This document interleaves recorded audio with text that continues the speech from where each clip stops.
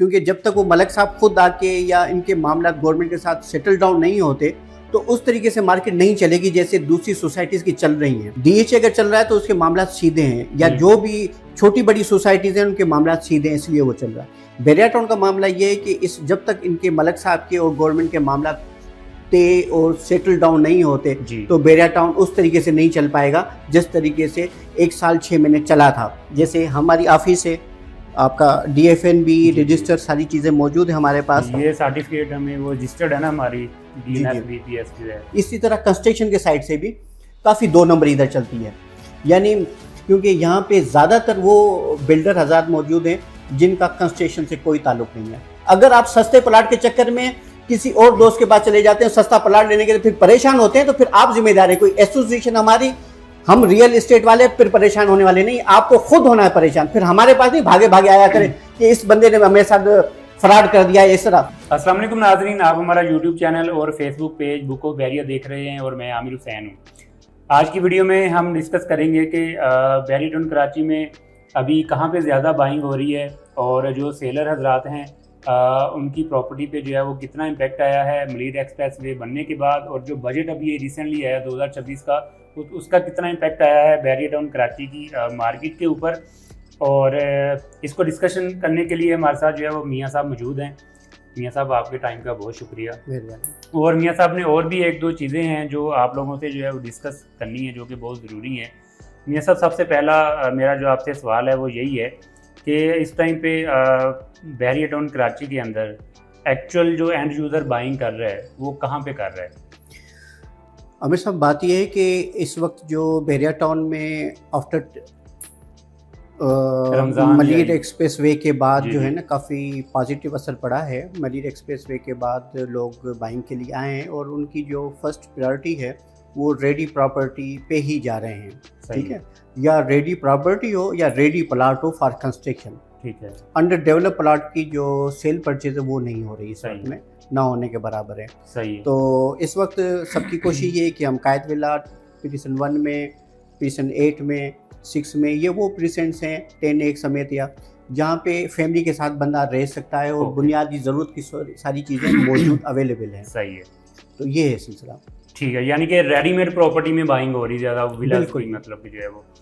अच्छा, उसके बाद ये बताएं कि जो अभी बजट आया है 2026 का, उसमें टैक्स में आपको पता है कि रियल एस्टेट में काफ़ी ज़्यादा रिलीफ मिला है, और कंस्ट्रक्शन से रिलेटेड आप लोगों को क्या मैसेज देंगे कि इस बजट में कंस्ट्रक्शन के ऊपर भी कोई रिलीफ, कोई पैकेज दिया गया है गवर्नमेंट की तरफ? बिल्कुल, इसमें जो रियल एस्टेट के साथ मुंसलिक जो बिज़नेस है वो कंस्ट्रक्शन है ना। जी। और अगर कंस्ट्रक्शन को रिलीफ ना मिले तो रियल एस्टेट में न चले। दोनों जो है ना आपस में इनका दामन चोली का जो है ना, बिल्कुल वास्ता है ना आपस में, चोली दामन का। तो होता ये है कि कंस्ट्रक्शन में इस दफ़ा इन्होंने काफ़ी अच्छा रिलीफ दिया है। सही है। तो जिन पे टैक्सेस 20% के करीब था या 25% को, उसको 15% ले आए, और काफ़ी चीज़ें ऐसी भी हैं जिनको इन्होंने 0 कर दिया है टैक्सेस की सूरत में, जिससे उसका जो पॉजिटिव इम्पेक्ट पड़ रहा है वो कंस्ट्रक्शन आइटम पे हो रहा है। लाइक सीमेंट हो गई, ये सरिया हो गया, टाइल्स हो गए, मार्बल हो गए, यानी इन सब पे ही फ़र्क पड़ना है इसके बाद। सही है। तो आप क्या समझते हैं कि अभी ये अच्छा टाइम है जो लोग अपना घर बनाना चाह रहे हैं बैरिया टाउन? इसमें थोड़ी सी और मैं आपको ऐड कर दूँ बात कि बैरिया टाउन के जो मामला थे हम जो पहले डिस्कस कर चुके हैं कि बैरिया टाउन चलता है न्यूज़ पे। अभी जो अब टैक्स वगैरह का इशू आया है, कोई बहुत अच्छे इन्होंने रिलीफ दिया है गवर्नमेंट ने जी। और इसी तरह मलीर एक्सप्रेस वे भी आ गया, आपका एजुकेशन जोन है। अभी स्टील मिल की भी 6000 एकड़ जो ज़मीन है उस पर भी कोई इंडस्ट्री वगैरह का इन्होंने अनाउंस किया है कि इंडस्ट्रियल जोन बना रहे हैं। सही है।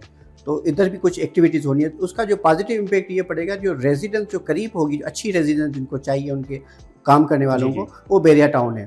तो इम्पैक्ट तो पॉजिटिव बहुत अच्छा पड़ रहा है और टाइम टू टाइम पड़ रहा है और बड़ा अच्छा पड़ रहा है। अब ये है कि बैरिया टाउन जो चलता है ना वो चलता है न्यूज़ पे, जो हम पहले भी डिस्कस कर चुके हैं।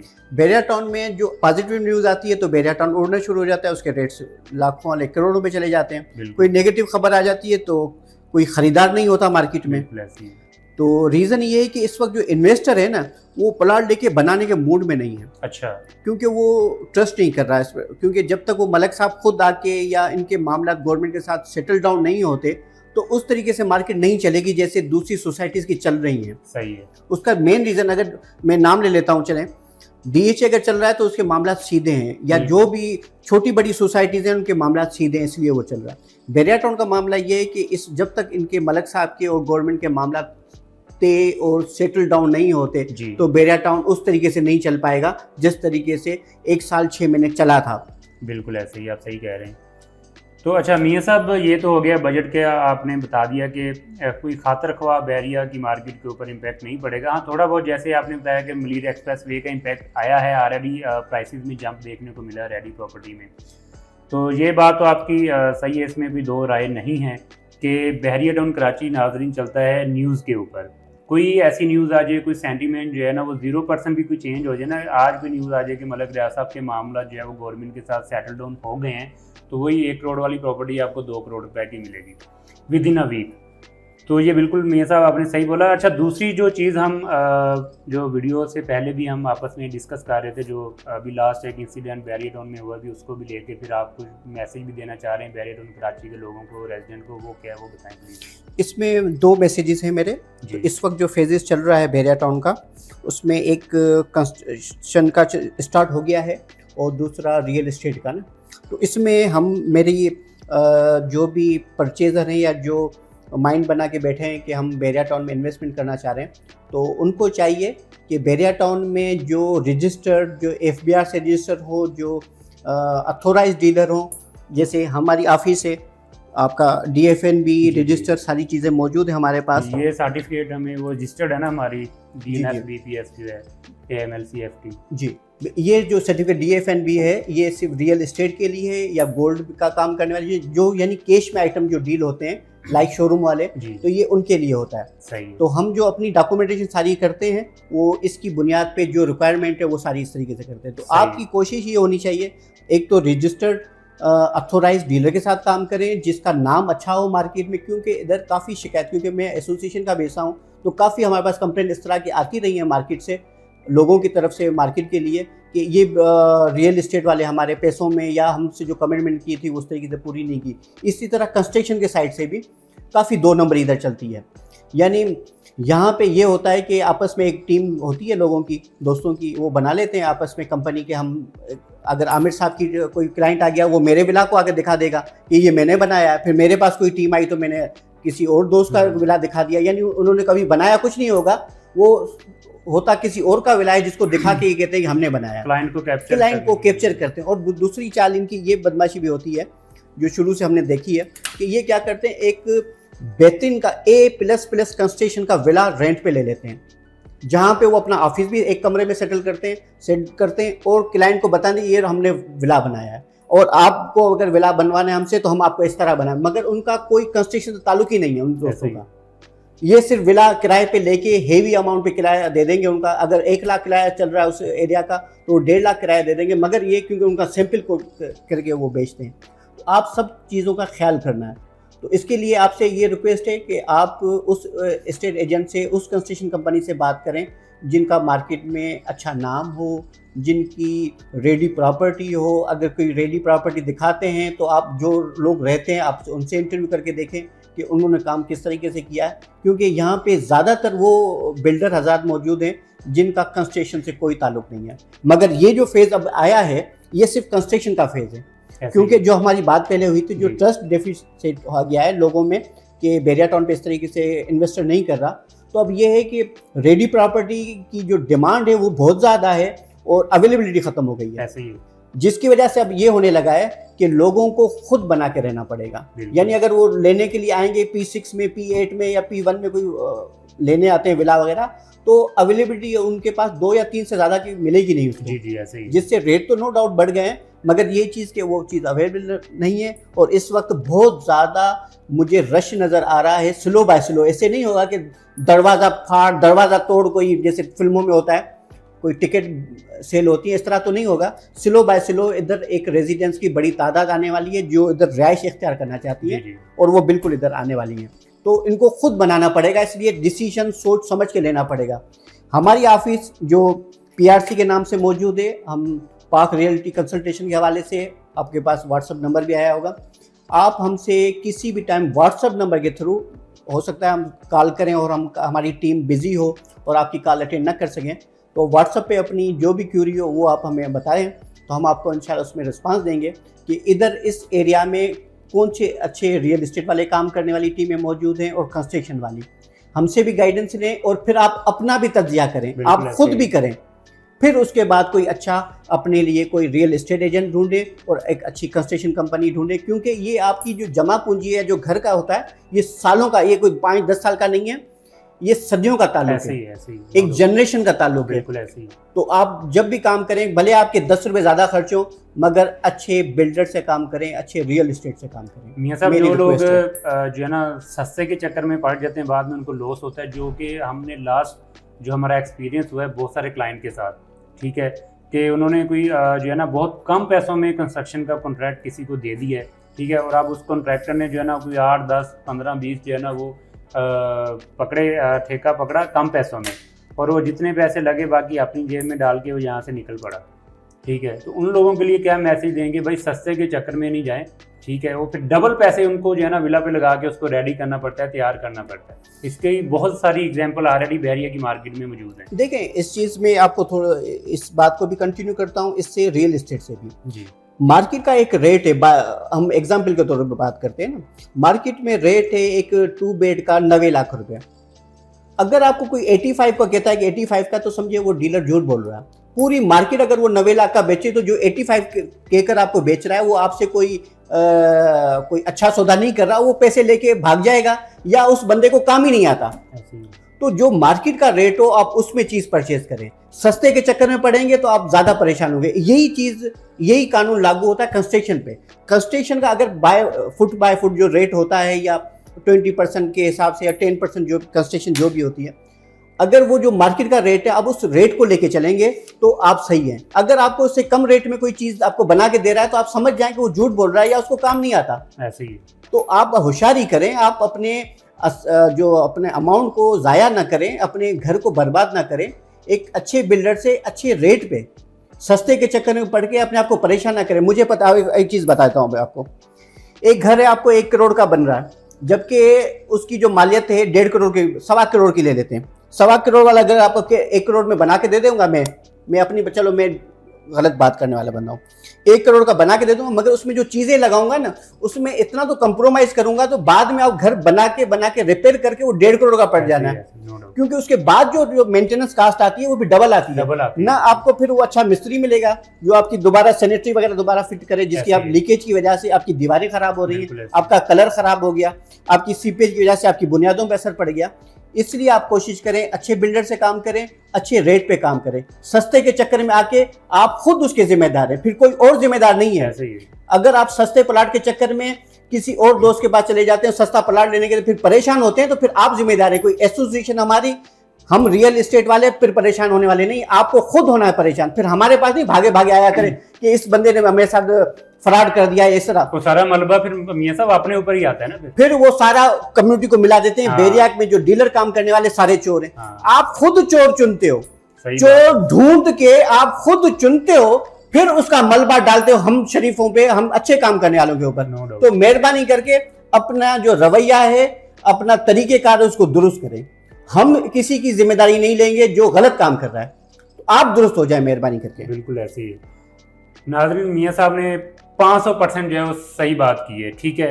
अब इसमें जो है ना वो आप लोग जो है वैसे तो अच्छा बहुत कहते हैं कि यार हम मतलब कि सियाने हैं, अक्लमंद है, हम तेजी दिखा रहे हैं, मतलब सस्ता कॉन्ट्रैक्ट करके जी हम तेजी दिखा रहे हैं, हमने फलां बंदे को बाईपास कर दिया जो रेट महंगा दे रहा था। एक्चुअल में उसने बाईपास जो है ना वो आपने उसको नहीं किया, वो उसकी किस्मत में बेहतर है कि आप उससे दूर हो गए, क्योंकि आप सस्ते बंदे के पास पास रहे हैं। बहरिया और कराची में बहुत सारी एग्जाम्पल मौजूद है। हमें फोन आते हैं भाई कि यार इवन के डॉक्यूमेंट्स तक जो कॉन्ट्रैक्टर बना रहा होता है वो ग्रे स्ट्रक्चर तक उसके पास कोई डॉक्यूमेंट्स ही नहीं है। हाँ, ठीक है। वो कल को पता चलता है यार इसने बहरिया के बाइलाज के मुताबिक विला ही नहीं बनाया। बिल्कुल। अब वो कहाँ पे स्टैंड कर रहा है बंदा? वो दोबारा पैसे देके, डबल पैसे देके उस विला को रेडी करवाएगा, फिर बेचारा जाएगा कहीं उसमें रहेगा।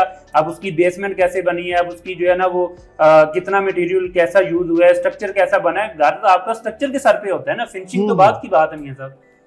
जितनी बातें कर लें उतनी कम है। बात यही है कि अच्छा मियां साहब, दूसरी जो चीज आपकी वीडियोस मतलब कि जो है ना, अक्सर मैं अभी वीडियोस पिछले मैं भी बीमार था, आपको पता है, अभी मैंने वीडियोस करना शुरू किए हैं और राशिद भाई भी वीडियोस कर रहे हैं। तो आपका लोग पूछते हैं कि मियाँ साहब वीडियोस में नहीं आ रहे या कहाँ हैं मियाँ साहब, जो है बहुत टाइम के बाद आते हैं, वो भी बताएं ना आप हमें। सर जी, ये जो आपने एक वीडियो हमने पहले भी बनाई है आपकी रिक्वेस्ट पे, कि जी, जो जी। हमने टैक्स के हवाले बजट से को डिस्कस किया। बजट के हवाले से एक्चुअली क्या है कि मैं जो वीडियोस बनाता हूँ बेरिया की फेवर में बनाता हूँ और बेरिया की पॉजिटिव फेस दिखाने की कोशिश करता हूँ।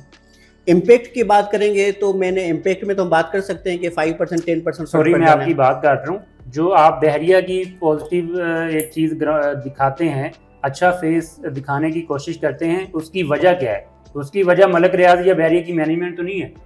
उसकी वजह आई थिंक आप जो एक अच्छी चीज़ लोगों को बताते हैं ना, वो उन लोगों को कि जिनके करोड़ों रुपए यहाँ पे इन्वेस्ट हुए हैं, ताकि उनको इतना भी नहीं हम डरा दें, एक नेगेटिव चीज़ बता के कि बेचारे हार्ट अटैक से मार जाए। जो मैं आपको समझाऊँ, आई थिंक यही है, बाकी आप बताएं। सर जी, मेरी कोशिश बिल्कुल यही होती है कि हम लोग एक पॉजिटिव शक्ल दिखाएं। इसमें हम किसी की फेवर नहीं करते, हम किसी की पैसे लेके कोई प्रमोशन नहीं करते। हम लोग चाहते हैं कि लोग जो इन्वेस्टर हजरात हैं, जिन्होंने इन्वेस्टमेंट किया है, जो जिन्होंने परचेज़ किया और रिहाइश इख्तियार की हुई है, हम उनको एक पॉजिटिव बेरिया की शक्ल दिखाने की कोशिश करते हैं। बेरिया टाउन की कोई न्यूज़ वगैरह में नहीं चलाता, जिस तरह दूसरे दोस्त वगैरह चलाते हैं कि बेरिया टाउन में कोई एक्सीडेंट हो गया, बेरिया टाउन में आज लाइट चली गई, बेरिया टाउन में 2 घंटे की लोड शेडिंग हो गई। बेरिया टाउन में लोड शेडिंग हुई है तो आप इसका लोड देखें कितना बेरिया का बढ़ गया है। इस वक्त बेरिया में जो मैक्सिमम जो आबादी है, इस वक्त बेरिया में जो मैक्सिमम आबादी है, जो रेजिडेंस आई है ना, वो इससे पहले कभी नहीं थी। ऐसे ही, नो डाउट। यानी इससे ज़्यादा इस वक्त बेरिया में इलेक्ट्रिसिटी की जो रिक्वायरमेंट है वो इससे पहले इतनी ज़्यादा नहीं थी, इसलिए थोड़ी मैनेजमेंट करनी पड़ती है ना।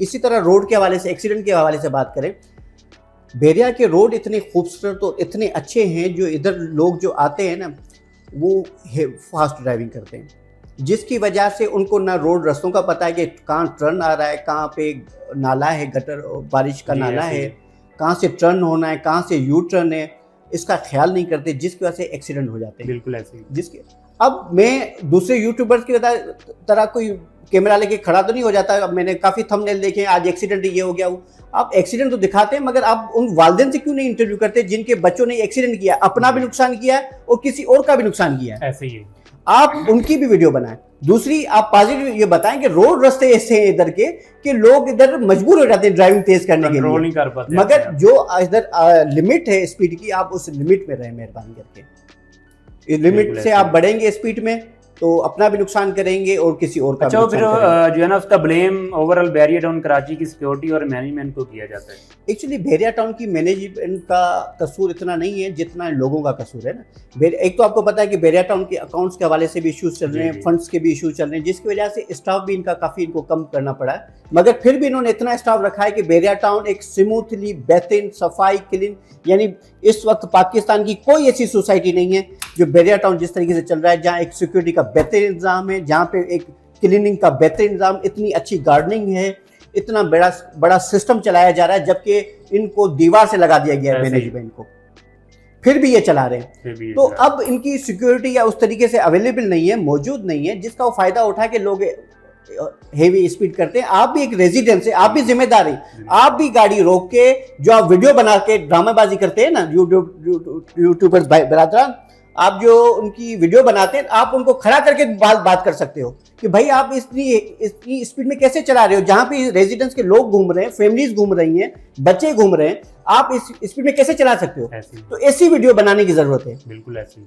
और वो फिर आप रखें, फिर फेसबुक पे रखें, फिर यूट्यूब पे रखें, तो बात समझ में आती है।